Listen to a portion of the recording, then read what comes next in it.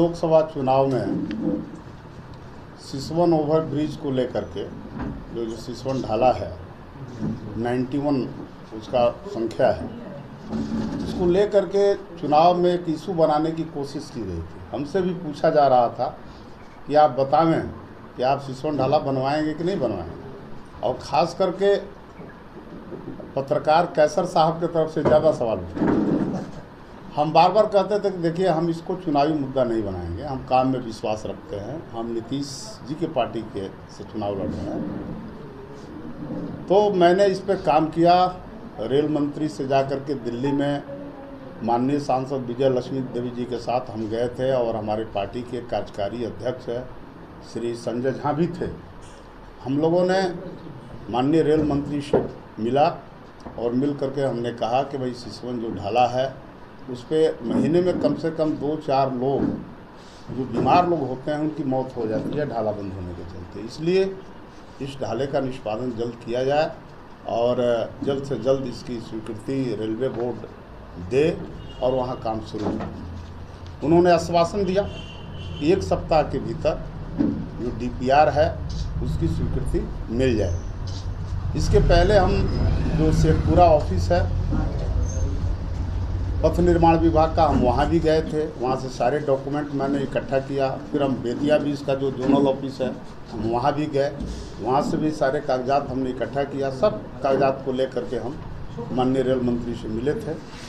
मुझे खुशी है इस बात के लिए कि इसी 20/9/2024 को रेलवे बोर्ड के जरिए इसकी स्वीकृति प्रदान कर दी गई है, और उसका पत्र भी हमें मोबाइल पे भेजा गया, जिसकी प्रति हम आप लोगों को दे रहे हैं।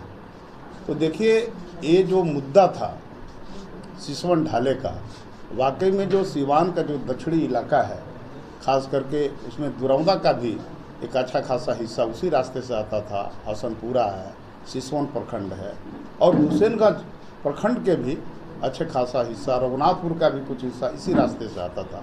तो सीवान के दक्षिणी इलाके के लिए यह मुख्य रास्ता था, और इस ढाला निर्माण से मतलब जिले के आबादी का कम से कम 40% लोगों को इससे लाभ मिलेगा। और ऐसे तो जिले के हर कोने से लोग उधर जाते हैं, चाहे आने वाले या जाने वाले, सबको इससे महेंद्रनाथ मंदिर भी है, वहाँ भी लोग उसी रास्ते से जाते थे। तो इस ढाला बनने से पूरे सीवान की जनता के लिए बहुत ही फ़ायदा होगा, और ये बहुत पुराने समय लंबे समय से इसकी मांग होती रही है।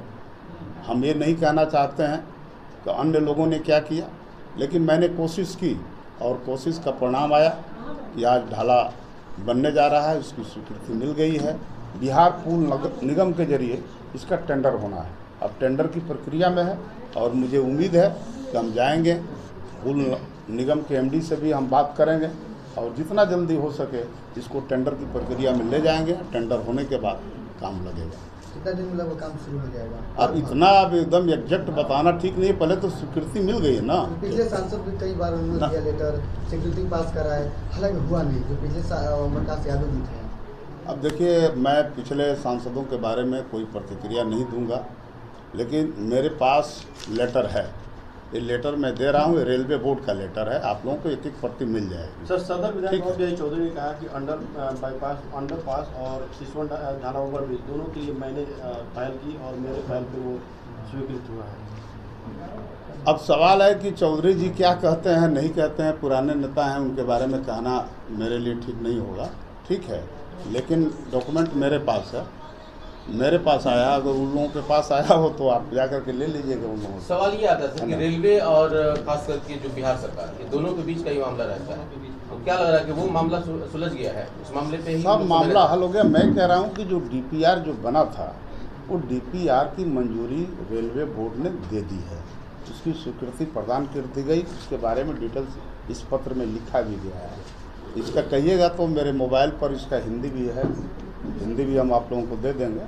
ये सब कुछ हो गया है, और इसको बिहार पुल निगम को बनवाना है। इसमें जो लागत राशि है 92 करोड़ 16 लाख है, जिसका आधा हिस्सा बिहार सरकार देगी और आधा केंद्र सरकार।